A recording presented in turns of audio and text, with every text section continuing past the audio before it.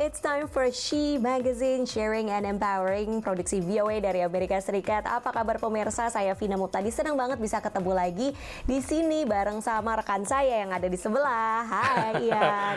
Halo pemirsa She, apa kabar? Bersama saya Ian Umar. Waduh, sudah bulan Oktober nih ternyata. Kalau di Amerika bulan Oktober kita sudah sibuk-sibuknya mempersiapkan acara yang namanya Halloween. Terutama ibu-ibu nih, Vina punya 2 putri, pasti sudah sibuk menyiapkan alat-alat untuk Halloween. Dari sejak awal Oktober, Ian, ini salah gitu. satu kostumnya ya. Ini kostum dari Disney, udah disiapin pemirsa. Jadi padahal nggak tahu sih ada Halloween nggak ya? Oh iya ya, bener ya. Ini kan lagi pandemi, gimana? Ada Halloween nggak di daerah kamu? Atau ada acara sendiri gitu? Nah, ini juga yang masih menjadi pertanyaan ibu-ibu di kompleks saya. Hello, mau ngadain Halloween nggak? Karena kita setiap tahun itu biasanya mengadakan parade bareng-bareng, terus trick or treat dari rumah ke rumah. Tapi itu kan nggak aman kan di tengah pandemi ini. Nah, sekarang kami sedang menyusun rencana gimana caranya membuat social distance Halloween party. Misalnya dengan meletakkan permen di depan rumah gitu. Jadi kita tinggal datang ambil permen, terus ke rumah lain ambil permen gitu. Jangan lupa pakai sarung tangan berarti ambil permen ya. Oke pemirsa, hanya di She Magazine kali ini ada News Flash.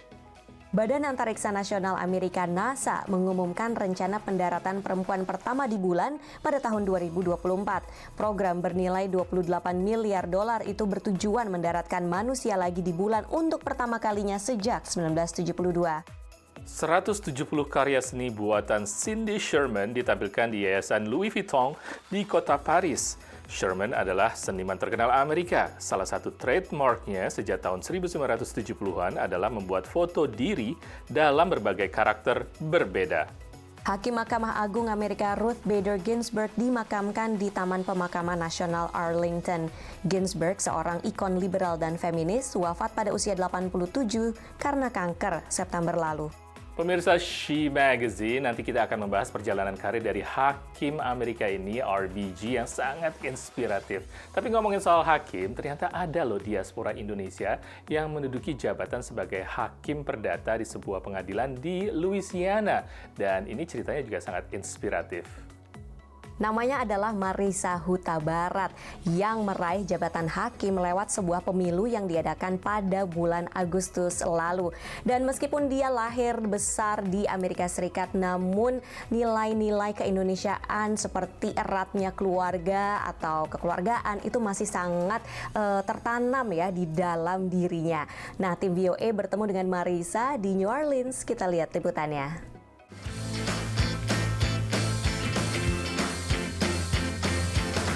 Halo Indonesia, apa kabar? Dialah Marisa Huta Barat, hakim baru di Pengadilan Perdata Kota New Orleans, Louisiana. This is a dream come true. This is exactly what I've been wanting to do since I entered law school, honestly. My mission was really to serve people. I was a psychology major in undergrad. I went to law school, and my desire has always been to serve the community to the best of my ability. My name is Marisa Huta Barat, candidate for First City. Marisa terpilih sebagai hakim dalam pemilu lokal tanggal 15 Agustus 2020. Selama kampanye, ia merebut hati warga New Orleans dengan slogan Hakim Rakyat. Ia juga merebut perhatian diaspora Indonesia dan juga media di Indonesia karena nama belakangnya. How amazing it was to receive such an outpouring of love, of congratulations, of warm wishes. That just makes me even more proud of being Indonesian. All these Indonesians who don't know me, who's never heard of me before, have been reaching out, and through Facebook, through Instagram, through Twitter, even though I'm not on Twitter. Darah Indonesia mengalir dari ayahnya, sedangkan ibunya keturunan Tionghoa asal Thailand. Marisa lahir dan besar di Amerika dan belum pernah ke Indonesia. Namun, bukan berarti ia tercerabut dari nilai-nilai budaya Indonesia. I am so proud to be Indonesian. I'm proud of my heritage. My grandmother is also from Indonesia. My father is obviously Indonesian, and he did grow up in Singapore. But what has been also instilled in me, based on my understanding of the Indonesian culture, has been very family oriented. My opong did teach me a little bit. I know a few words here and there. I think primarily it is the Batak language. I'm a bit embarrassed that I have not learned Indonesian, but I do plan on making sure that that does happen. I at least learn enough. Keberhasilan Marisa menjadi hakim ini merupakan kebanggaan diaspora Indonesia di Amerika. Kita memerlukan Marisa semacam Marisa yang banyak dari diaspora Indonesia. Semakin banyak semakin bagus. Saya menyambut sangat gembira sekali dia berhasil menjadi first judge ya di New Orleans. Jadi dengan begitu kita mulai berperan aktif di dalam negara ini. Apa resep keberhasilan Marisa? You should follow your dreams and work hard towards it. Realize that, family is very important and they can be your support group.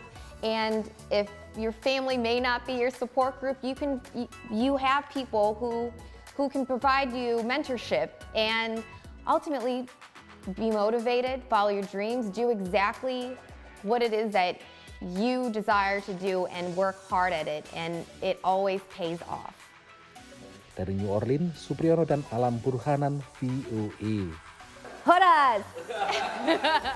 Horas, wah ikut bangga ya. Dan Marisa juga cerita kalau selama pandemi ini dia memimpin sidang ini dengan protokol kesehatan, tentunya dengan masker, face shield, dan warga yang diperbolehkan masuk ke ruang sidang itu juga jumlahnya sangat-sangat dibatasi.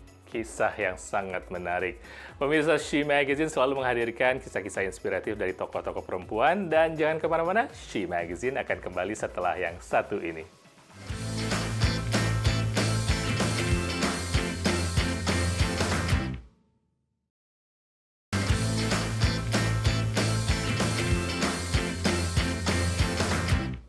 Pemirsa, Anda masih bersama She Magazine, dan saat ini ternyata kita masih berduka. Warga-warga di seluruh Amerika masih berduka setelah meninggalnya seorang hakim agung, yaitu Ruth Bader Ginsburg di usia 87 tahun. Dia adalah hakim perempuan kedua yang menduduki jabatan sebagai hakim agung di Amerika. Ya, betul sekali. Nah, perempuan yang dijuluki RBG ini merintis karirnya sebagai seorang pengacara dulu ketika profesi pengacara masih sangat didominasi oleh laki-laki. Dan sepanjang karirnya hingga kemudian menjadi hakim agung, dia juga terus mengupayakan kesetaraan perempuan ya, dan mengusung nilai-nilai yang progresif. RBG, Ruth Bader Ginsburg, lahir di New York pada tahun 1933 dan wafat di Washington DC pada tahun 2020. Kita lihat perjalanan kehidupan Ruth Bader Ginsburg.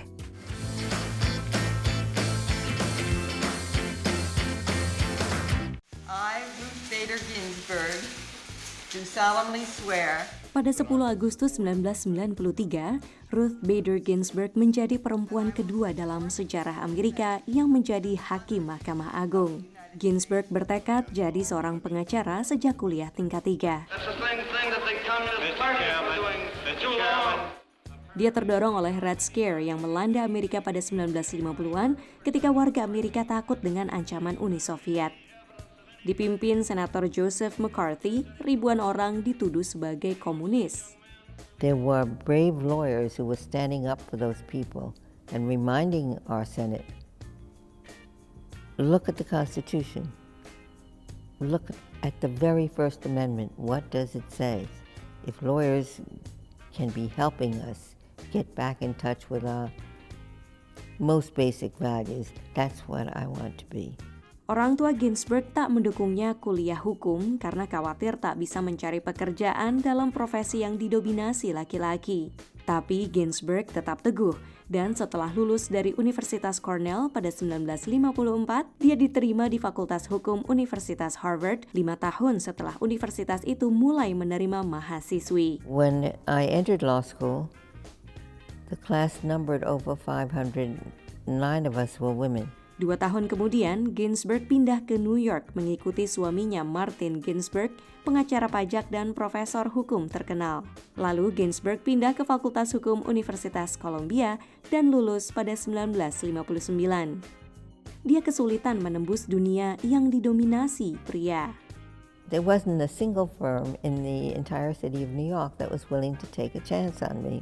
Berkat bantuan seorang profesor, Ginsberg dapat pekerjaan sebagai juru tulis. Lalu dia mulai mengajar di Fakultas Hukum Universitas Rutgers dan Universitas Columbia. Pada 1972, Ginsberg mendirikan Women's Rights Project untuk memajukan kesetaraan perempuan dalam segala bidang. At that time, there were many laws on the books that gave preference to men simply based on their being men. Lenora Lapidus adalah Direktur Women's Rights Project, prakarsa American Civil Liberties Union. Throughout the 1970s, as she led the Women's Rights Project, she brought case after case to the Supreme Court in order to establish that the Constitution prohibited sex discrimination. 20 tahun kemudian, Ginsberg menjadi anggota Mahkamah Agung, diangkat pada 1993 oleh Presiden Bill Clinton. Selama di Mahkamah Agung, dia menjadi sumber pendapat yang cerdas bagi sayap liberal di pengadilan itu. Ginsberg meyakini bahwa hambatan gender yang dihadapi perempuan di tempat kerja sekarang ini masih belum sirna di Amerika. Katanya, bangsa Amerika harus menerima gagasan bahwa perempuan dan laki-laki perlu keseimbangan antara pekerjaan dan keluarga. Ginsberg juga menyeimbangkan kehidupannya sebagai ibu bekerja dari 2 anak dengan dukungan suaminya Martin yang tutup usia pada 2010. Well, the most important thing by far was that I had a life partner, my husband, who thought my work was at least as important as his, and who wanted very much to be part of his children's growing up years. Ginsberg mengatakan selalu berusaha melakukan sesuatu yang diyakininya benar. I hope that I will be remembered as someone who loves the law, loves her country, loves humanity, prizes the dignity of every individual, and works as hard as she can with whatever talent she has to make the world a little better than it was when I entered it. Dari Washington DC, Tim Liputan VOA. Sebelum dimakamkan di Taman Pemakaman Nasional di Arlington, jenazah dari Hakim Agung Ruth Bader Ginsburg disemayamkan di Statuary Hall Kongres atau Gedung Kongres, dan dia adalah perempuan pertama yang disemayamkan di Statuary Hall Gedung Kongres. She Magazine masih akan kembali dengan tokoh-tokoh inspiratif lainnya, tetap di sini.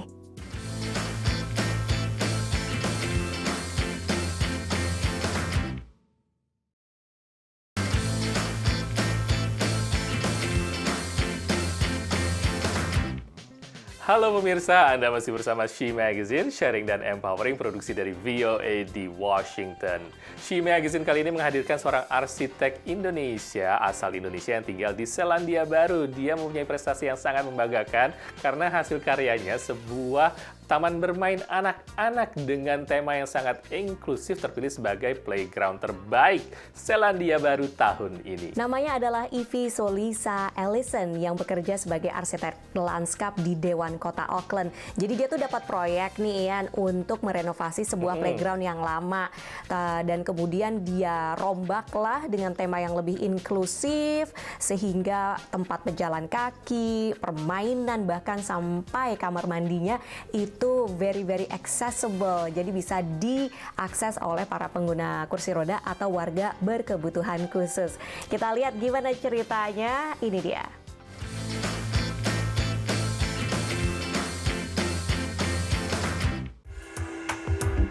Keith Park Playground adalah taman bermain all abilities pertama di Auckland, kota terbesar Selandia Baru. Sebagian besar permainannya bisa diakses pengguna kursi roda. Permukaannya dilapis karet sehingga tidak keras dan aman. Taman ini juga menampilkan bahasa isyarat. Perancangnya adalah Ivy Solisa Ellison, perempuan Indonesia yang sudah 2 tahun berprofesi sebagai arsitek lanskap di Dewan Kota Auckland. Kalau proyek ini dari desain timnya aku, emang cuma aku sendiri. Aku mulai dari desain sampai produksi tender drawing, dari awal sampai selesai, ini aku sendiri. Untuk memastikan agar playground betul-betul inklusif, Ivy berdiskusi dengan organisasi penyandang disabilitas dan masyarakat setempat. Tak jarang desain harus direvisi berkali-kali untuk mengakomodir berbagai pihak. Yang yellow line itu sebenarnya desainnya aku tuh dots yellow karena aku pikir lebih fun kan. Terus tapi yang buat yang sight impaired mereka bilang kalau dot itu nggak kelihatan kata dia. Mereka lebih lihat kalau continuous line dia bilang. Lulusan ITB ini juga mengawasi langsung konstruksinya hingga dibuka pada Desember 2019. Kehadiran playground ini mendapat sambutan positif dari masyarakat, terutama dari komunitas difabel. He was very excited. We were very lucky to get a sneak preview before it opened, so he'd already figured out which one he liked. So at the blessing, pretty much when I let him off his wheelchair, he was off. Karena inklusivitasnya, playground yang menghabiskan biaya lebih dari 7 miliar rupiah ini dinobatkan sebagai playground terbaik Selandia Baru 2020 oleh sebuah asosiasi rekreasi Selandia Baru. Kita menang mungkin karena fokusnya beda ya, fokusnya lebih ke accessibility, terus engagementnya juga bagus, dengan komunitasnya juga bagus, dan playgroundnya sukses. Penghargaan itu diberikan dalam sebuah upacara sederhana bulan Agustus setelah infeksi virus corona di Selandia Baru mereda. Vina Muqtadi, VOA. Jadi Ivy cerita sama saya kalau untuk merenovasi kamar mandinya aja itu menghabiskan biaya ratusan juta rupiah ya, sampai hingga 1 miliar, hampir dekat 1 miliar. Itu karena kamar mandinya benar-benar diubah menjadi sangat accessible. Karena kan para pengguna kursi roda atau warga berkebutuhan khusus perlu ruang yang sangat besar. Seperti itu. Nah, semoga kehadiran playground seperti ini juga bisa menginspirasi kehadiran playground inklusif lainnya termasuk di Indonesia. Itu sangat empowering sekali, dan kita akan bertemu dengan perempuan yang sangat empowering dan juga akan sharing tentang pengalamannya mengelilingi dunia. Dia adalah seorang fotografer, Annie Griffiths. Dia bekerja untuk National Geographic. Dia sudah keliling dunia mengabadikan perempuan-perempuan tangguh di seluruh dunia.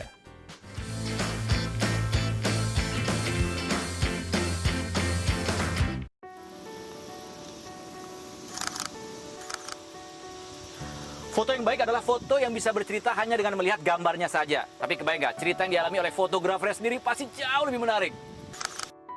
This is in Cambodia when kids are seeing water come out of the ground for the first time in their lives.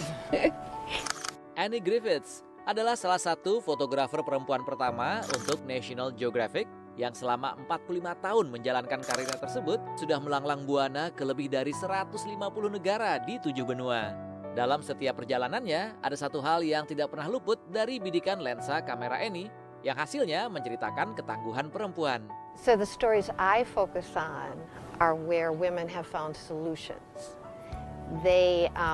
It's usually because they come together as a group, and as a group they figure out how to do something better. They're the ones planting millions of trees. They're the ones who are, staying till the last minute after the men leave and then shepherding their children and sometimes their parents. Tidak cukup dengan hanya mengangkat perjuangan perempuan melalui foto-fotonya, Annie Griffiths juga memotori dimulainya proyek amal bernama Ripple Effect Images yang mengumpulkan dana untuk berbagai program yang membantu perempuan di negara-negara berkembang. A woman was an advantage in my job. I spent about 5 years doing projects in the Middle East, and many parts of the Middle East and many aspects of their culture are gender separate. I think that is judged often by the Western world, but there again is an opportunity to actually look at it from the women's point of view. Lalu bagaimana dengan perannya sebagai seorang ibu dari 2 anak? Ternyata sejak awal Annie berjanji untuk tidak meninggalkan anak-anaknya lebih dari 2 minggu. Jadi jika ia harus pergi lebih lama dari itu, ia pun selalu mengajak mereka agar mereka juga bisa belajar sambil bertualang. Anaknya yang bernama Charles mengatakan, been traveling with my mom since I was just in her belly. So we've picked up a few stories over the years. We've been to some really remarkable places. Few real highlights over the years. I think that the Middle East is always going to be really special to me. Dari Washington DC, Irfan Isan, Maxim Moskolko, dan VOA. Dan kalau pemirsa pengen tahu, sebagian besar dari karya-karya dari Annie Griffiths ini juga diabadikan atau diunggah, diposting di Instagramnya dia, yaitu Annie Griffiths Photography. Silahkan untuk lihat-lihat ya. Oke pemirsa, demikian She Magazine kali ini. Mudah-mudahan kisah-kisah perempuan tadi menjadi inspirasi bagi kita semua. Saya Ian Umar dari Washington DC. Dan saya Vina Muptadi. Pemirsa, kalau mau lihat liputan She Magazine lagi, bisa kok dicek aja di situs voaindonesia.com. Oke, kalau gitu kita bye-bye dulu ya. Sampai jumpa lagi lain waktu. Bye! Bye!